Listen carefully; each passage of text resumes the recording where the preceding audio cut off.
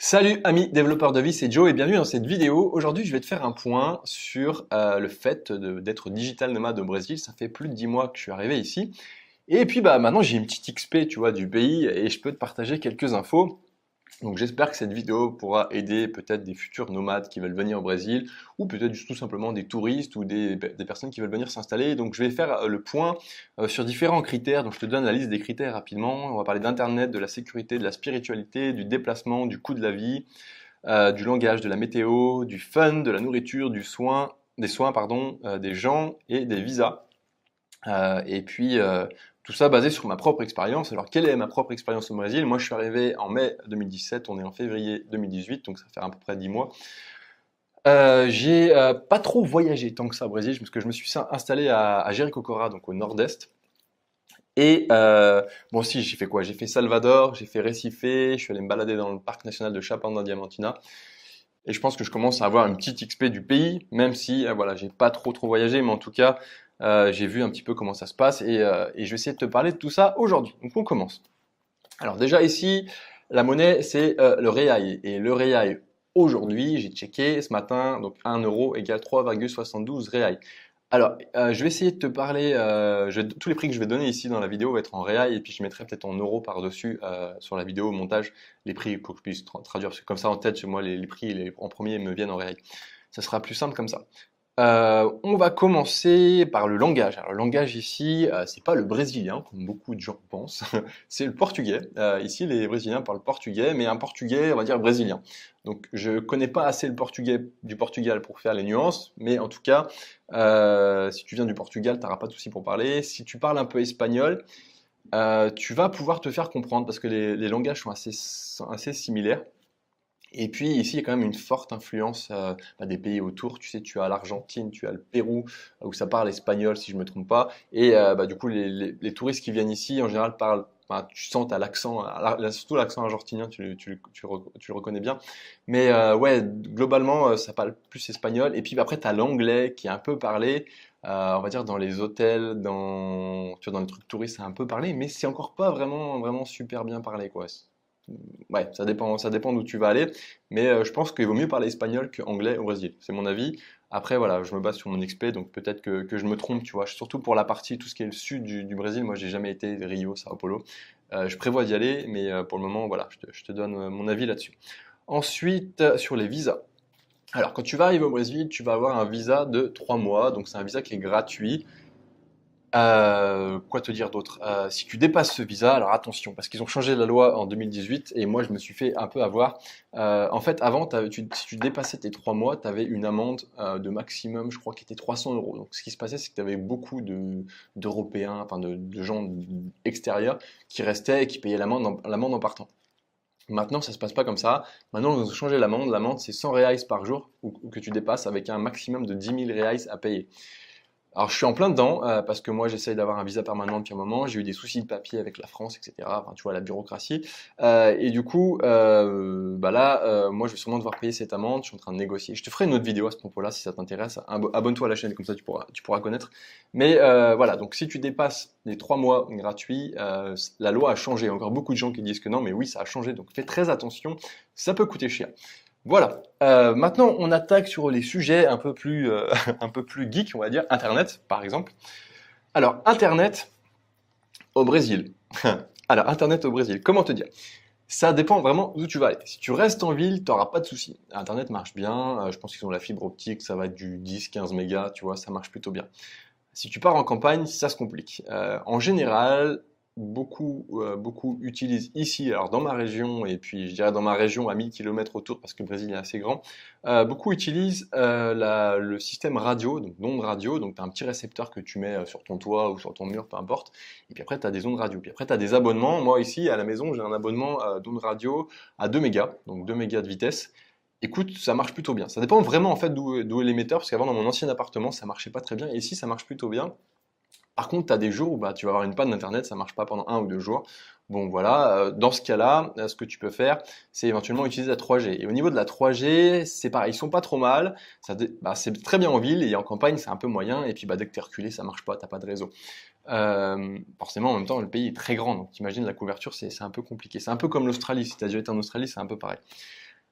En termes de 3G, moi j'utilise le fournisseur Vivo, je te le conseille, c'est ce qu'il y a de plus simple pour commencer. Tu prends une carte SIM Vivo, je crois que c'est Vivo Turbo le nom, et, euh, et ça me coûte 15 reais par semaine, je recharge toutes les semaines et j'ai 2 gigas de data par semaine. Alors après, tu as plus et tu as moins, c'est à toi de choisir, mais moi ce forfait-là me plaît bien et ça me permet de me dépanner quand je suis coincé avec Internet, que ça marche pas, etc. Alors il y a un truc qu'ils sont en train de faire à Jericho Cora, j'imagine qu'ils le font sûrement un peu partout, enfin en tout cas dans les campagnes un peu connues, parce que Jericho Cora est une ville assez connue, ils sont en train de déployer la fibre optique, donc ça marche de mieux en mieux. Il y a la fibre optique qui s'étale un petit peu, les prix je pense vont encore baisser. Mais en tout cas, tous les hôtels, tous les restaurants un peu connus ont la fibre optique maintenant, et du coup, tu as des débits un peu plus corrects. Mais encore une fois, ça dépend vraiment des jours. Donc, tu peux monter à 10 mégas. Mais bon, voilà. Je te dis, moi, avec un forfait à 2 mégas, je m'en sors. Avec mon petit, en plus de ça, avec mon téléphone en 3G, ça fonctionne, quoi. Après, c'est pas l'Europe, c'est pas, voilà. Mais bon, si tu as l'habitude d'être nomade, tu as l'habitude de ce genre de problématique, tu n'auras pas de soucis, je pense, particulier, et je pense vraiment que ça tend à s'améliorer. Un point qui est délicat au Brésil, c'est la sécurité. Alors la sécurité, moi c'est un truc qui m'a posé problème, on va dire, qui me pose toujours problème en fait, dans le sens où moi, tu sais, j'aime bien être libre, j'aime bien qu'on me prenne pas la tête. Je pense que on a l'habitude en France. Alors moi j'habitais en campagne en France, donc j'avais pas de soucis. Je sais pas en ville, tu vois, je vais pas faire des clichés, mais après, en Australie, tu laisses ta voiture ouverte, t'as pas de souci. Après, je pense que ça dépend aussi d'où tu es, hein, c'est pareil. Et puis en Asie, c'était cool aussi. Donc voilà. Et en Brésil, je suis arrivé en mode caméra, drone et compagnie, en mode bien geek, tu vois, dans la rue. Et ça marche pas. Ça marche pas parce que bah, tu peux te faire attaquer, tu peux voir même te faire tuer et ça rigole pas. Et je déconne pas là-dessus. Alors moi, j'ai jamais eu de souci, mais en tout cas, tous les membres de la famille de ma copine et puis des amis que je me suis fait ici, ils se sont tous fait attaquer au moins une fois. Et en fait, ça se passe comment? Bah, soit tu es dans la voiture, tu as un mec qui te met un flingue sur la vitre et qui te demande de donner ton sac, soit il s'arrête en scooter et il te braque aussi, soit, enfin bref, tu vois, ça rigole pas. Donc, quand tu te balades en ville, fais attention, prends pas un sac avec tous tes objets de valeur, essaye de mettre ton argent dans des poches, tu le répartis, tu vois, tu mets ta carte bleue d'un côté, voilà. Essaye d'être malin et de pas trop montrer que tu as des choses si tu es en ville. Après, si tu es en campagne, ça va, tu auras moins de soucis. Globalement, Jiri Kokora, bah, moi je me balade, tu vois, tout le temps, j'ai pas de soucis. Dans les campagnes, un peu quand je suis allé à Chapanda, Diamantina, etc., c'était quand même assez tranquille aussi. Mais voilà, fais attention, c'est un pays qui est quand même assez dangereux et je pense que pour moi c'est le gros point noir de ce pays parce qu'il y a plein de jolis trucs à voir ici, mais ça c'est quand même assez frustrant parce que quand tu dois aller en ville et te balader et que tu dois réfléchir à faire attention à ce que tu sors, etc., c'est un peu chiant. Voilà, honnêtement, pour moi c'est le point le plus négatif d'ici, mais bon, on s'y fait. Je continue sur la spiritualité. Alors, je voulais te parler de ça rapidement. En fait, ici, ils sont quand même assez religieux. La religion, ils sont assez. La plus grande religion, si je ne me trompe pas, alors je suis nul en religion, hein, c'est le christianisme et tu as pas mal de protestantisme. Alors après, moi, je suis pas vraiment un cadre de religion, mais tu vas avoir, c'est assez marrant, en fait, ils mettent Dieu un peu partout. Tu vas avoir des affiches, Dieu est avec nous, ou Dieu fait ci, ou Dieu fait ça, Dieu un peu partout. Donc voilà, Dieu a bon dos ici au Brésil, mais je trouve ça sympa, tu vois, ça met une ambiance sympa et ouais, ouais, ça fait partie du contexte, quoi, voilà. Alors, en termes de déplacement, je trouve que, en tout cas dans la région où je suis, c'est pas mal foutu. Tu as toujours des navettes, des bus. Tu as bah, l'avion aussi, tu as plusieurs aéroports un petit peu partout au Brésil. En termes de prix de déplacement, ça peut être assez cher, ça dépend ce que tu prends. Le bus, ça va, c'est par exemple pour moi, j'habite à 4 heures de Fortaleza, donc quand je vais en ville, bah, c'est Fortaleza. Je crois qu'on paye, je crois que c'est 80 reais pour y aller. Et si tu prends une navette, genre un 4x4 perso pour toi, c'est 250 reais, un truc comme ça. Donc voilà, après l'avion interne, c'est pas super cher non plus. Je me souviens plus combien j'avais payé, mais bon, ça va, c'est correct, voilà. Parce qu'en même temps, le pays est grand, donc les trajets sont un peu moins chers que. Finalement, je pense que c'est le même prix qu'un trajet, tu vois, si tu faisais Lyon-Marseille. Voilà. Alors, en termes de coût de la vie, donc en coût de la vie, je vais te parler de l'hébergement. Alors, l'hébergement au Brésil, c'est quand même moins cher qu'en France. Pour te donner un exemple, donc moi je vis à Jericoacoara, ici on a un appart, donc c'est un appart, tu vois, qui est vue sur la mer, euh, avec une chambre, une salle de bain, une petite cuisine qui est derrière moi, tu vois, puis là tu as une pièce ouverte et en face là tu as une grande fenêtre. On paye 1500 reais par mois. Et dedans, ça comprend l'eau. Alors l'eau, en même temps, elle vient du sol, donc il n'y a pas de souci. L'électricité, et Internet. Voilà, donc 1500 reais, ça te fait un truc, je dois faire un truc genre 400 euros. Alors c'est cher pour les Brésiliens parce que Jericoacoara est une ville qui est assez chère, Mais si tu vas en campagne, bon, tu vas payer 2 fois moins cher, je suis sûr. Et en ville, je pense que ce sera des tarifs dans ce ordre-là en termes d'appartement. Peut-être plus cher encore à Rio et quelque chose comme ça, je ne sais pas. En termes de hébergement, si tu vas juste à l'hôtel ou dans des guest house, des trucs comme ça tourne autour, je dirais, c'est mon avis, sinon tu vas voir sur Booking, tu vas avoir un ordre d'idée, mais ça tourne entre 90 et 200 reais pour des nuits, 90 reais dans un hostel, tu vois, j'ai oublié le nom, un backpacker, je sais plus le nom en français. Et puis 200 reais pour un petit hôtel, une posada. Une posada, c'est un gîte. Un truc, tu vois, simple, mais bien. D'un point de vue de la météo, eh ben, le Brésil, c'est très grand. Donc ça dépend vraiment de là où tu vas te trouver. Moi, je vais te parler de la région du Nord parce que c'est là où je suis. Donc la région du Nord, c'est 8 mois de soleil par an. Donc ça, c'est vraiment cool, 8 mois de soleil par an et 4 mois de saison des pluies, en gros.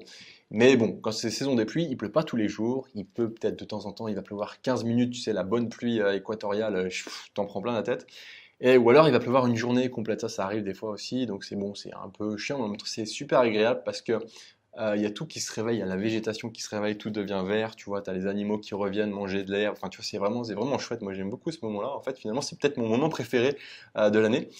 Et après, ce point-là du Brésil, la région nord-est, est un point vraiment intéressant d'un point de vue du tourisme et du développement. Pourquoi? Parce que c'est une région, bah, du coup il y a beaucoup de soleil toute l'année, c'est une région où il y a des plages magnifiques, c'est une région où il ne peut pas y avoir de cyclone et c'est une région où il ne peut pas y avoir de tsunami. Donc, je te laisse imaginer si tu es investisseur ici au Brésil, c'est vraiment un endroit où c'est intéressant d'investir. Donc, moi, je suis en train de réfléchir, pas maintenant parce que j'ai pas assez de fonds, tu vois, ça fait 1 an que j'ai commencé mon activité, donc voilà. En tout cas, pour le futur, c'est peut-être un endroit où j'aimerais investir mon argent parce que je pense que c'est vraiment en plein développement. Je le vois à Jericoacoara. Jericoacoara, maintenant, c'est un peu tard pour investir, mais en tout cas, toute la région du Nord-Est, c'est vraiment intéressant. Donc, si tu es nomade et que tu as envie d'investir de l'argent, peut-être réfléchir à cet endroit-là du globe, c'est quand même assez intéressant. En termes de fun, je trouve que les Brésiliens sont assez fun. Tu vas avoir, ils sont quand même assez festifs. Tu vas avoir toujours des endroits pour boire une petite caipirinha ou boire une petite cerveja. Alors une cerveja, c'est une bière. Tu vois, ils aiment bien se rassembler, faire la fête, faire des petits barbecues, tu vois, tranquille, avec de la samba, du funk. C'est de la musique c'est un peu genre du rap, un peu. Voilà, bon, ça dépend vraiment des endroits où tu te trouves. Mais ouais, c'est assez festif, je trouve. Après, ouais, non, si j'aime bien, moi j'aime bien cet endroit. On s'amuse bien. T'as moyen de t'amuser, quoi, en tout cas, et de passer des bonnes soirées, de rencontrer des gens. Les gens sont assez ouverts, ils vont t'accueillir, ils vont t'aider s'ils voient que tu parles pas très bien. Ouais, non, il y a pas trop de soucis, franchement. Je dis, mis à part la sécurité, c'est quand t'es dans les grandes villes, le reste, les gens sont quand même assez ouverts. Et je trouve assez sympa l'ambiance ici. En termes de nourriture, alors là, mon pote, tu vas halluciner sur les quantités. Ici, ils savent pas servir des quantités normales. C'est-à-dire que quand tu vas commander pour une personne, c'est pour 2 personnes. Et du coup, ouais, tu te retrouves avec des assiettes de fou. Alors si t'es un peu comme moi j'aime pas du tout laisser de la nourriture dans mon assiette. Du coup, tu finis et à la fin, bah tu vois, après quelques mois, t'es obligé de faire du sport régulièrement parce que t'as les poignées d'amour qui arrivent, quoi. Non, vraiment, ils sont assez fous sur les quantités. Ensuite, la nourriture est assez bonne, mais pas très variée. Alors c'est mon avis, mais je trouve que tu sais, c'est souvent du riz et des haricots que tu vas retrouver. T'as pas vraiment énormément de légumes, ou alors je suis pas allé dans les bons restaurants, je sais pas. T'as un truc qui est excellent ici, c'est le poisson, parce que forcément ils le pêchent de la mer et ils l'amènent directement dans ton assiette, quoi, quasiment. Tu vois, pareil pour les langoustes. Là, t'as des langoustes pour vraiment pas cher et tu te fais vraiment plaisir. En termes de viande, j'ai pas trouvé vraiment quelque chose de formidable. Mais bon, voilà, après, c'est peut-être que je suis pas allé dans les bons restaurants, tu vois, je te donne juste mon expérience. Mais la nourriture est bonne, en grande quantité, donc fais attention si tu veux pas pas prendre de poids, pardon. Tu vas pas mourir de faim au Brésil. En termes de prix, ça dépend vraiment d'où tu vas. Tu vas pouvoir trouver des petits endroits dans la rue, tu sais, un peu comme en Thaïlande ou comme en Asie, où tu peux manger pour 10 reais, donc que dalle, et tu vas avoir une assiette bien remplie. Et puis bah forcément, tu vas avoir des restaurants un peu plus luxueux, où là, ça va te coûter plus cher. Tu vas peut-être dépenser 100 reais pour manger. Enfin, vraiment, tu as tous les prix, quoi. Et puis, tu vas avoir aussi pas mal de fast-food. Ils aiment bien manger des fast-food ou des trucs un peu gras. Donc bon, faut faire attention de pas trop en manger. Mais ouais, globalement, c'est un peu comme partout ailleurs, quoi. Tu as vraiment de tous les prix, mais tu manges vraiment en grande quantité. Moi, c'est un truc qui me surprend toujours ici, c'est la quantité, quoi, de la nourriture qu'ils te donnent dans les assiettes. En termes de soins, alors j'ai jamais eu de soucis. Jamais eu de soucis. Je suis juste allé chez le dentiste une fois. Il faut savoir que les dentistes ici sont très bons. Les Brésiliens sont des fous, des dingues des dents en fait. Ils ont tous des appareils dentaires, ils aiment bien avoir une belle dentition. Donc les dentistes sont très bons.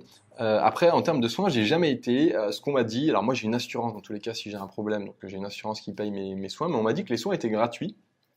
Donc je peux pas te le confirmer de mon expérience, mais en tout cas on m'a dit que les soins étaient gratuits si tu avais un problème, donc tu peux aller à l'hôpital et les soins seront gratuits même si tu es étranger ou même si tu es étranger. Donc voilà, à confirmer, je suis pas sûr de ce point-là parce que j'ai jamais testé et tant mieux pour moi. En termes de sport, les Brésiliens aiment quand même bien le sport, aiment quand même bien. Alors en fait, tu as deux catégories on va dire, de Brésiliens, c'est un peu partout pareil, hein, je dis ça, mais tu vas voir les gens qui font pas du tout attention à eux, tu sais, je pense qu'il y a beaucoup d'obésité au Brésil quand même, parce que je vois quand même qu'il y a beaucoup de gens en surpoids. Et puis, bah, tu as ceux qui sont à l'extrême opposé, qui prennent super soin d'eux, tu sais, l'image parfaite, tu vois, la star, etc. Et du coup, en termes de sport, tu vas toujours trouver de quoi faire du sport partout.